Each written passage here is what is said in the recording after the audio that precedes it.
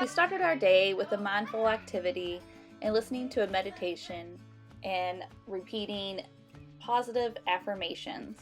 The kids also spent some time outdoors playing soccer and basketball and gaga. Then we came in and we did an art activity while I read. This activity had the kids color two birds, and then they had to cut them out and place them on a line. The kids enjoyed folding them and getting them to set on the line and making each bird look a little differently. Some of them even were saying how they were making a male and a female bird and how the colors were different and the males were brighter. It's always fun to see what they come up with. During our experiment, the kids had to figure out two mystery birds through a series of tests. The first test was the beak test. So our pond bird, we used two spoons to represent their beak and to dig through the mud, which was rice, to find grub, which was gummy worms and some candy berries. The other beak was a straw with a pipe cleaner in it, and obviously we found that it was easier for the garden bird to be able to get food out of the dirt, aka the rice. They're stuck to each other. Well, that just made it 2 in 1. Alright, so now you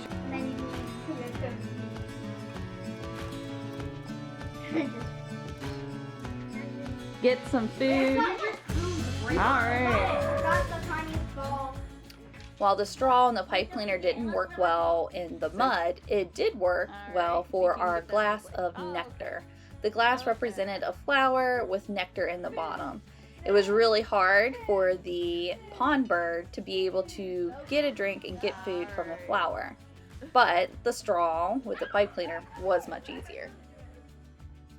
We did an eyesight test where the kids took two pencils to the side and tried to touch them together.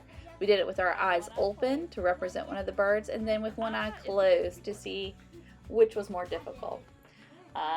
We found that we had to have the pencil straight out in front of us for the experiment to work. Close both eyes and try to move. We also did a swimming test.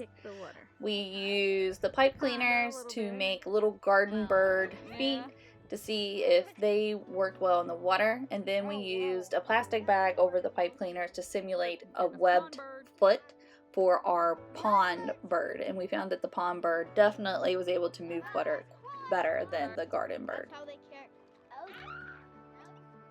Our last experiment was flight. We used airplanes to represent the pond bird that flies straight. The kids enjoyed building their airplanes. They came up with different folding techniques. I didn't get video of the other experiment for flight, which was a hairdryer with a ping pong ball, and that showed that the ball hovered. So the kids were able to figure out what the two birds were, a hummingbird and a duck, and we ended up spending the rest of the evening playing with our airplanes. It was a great day, and we really enjoyed learning and having fun together. See you next time.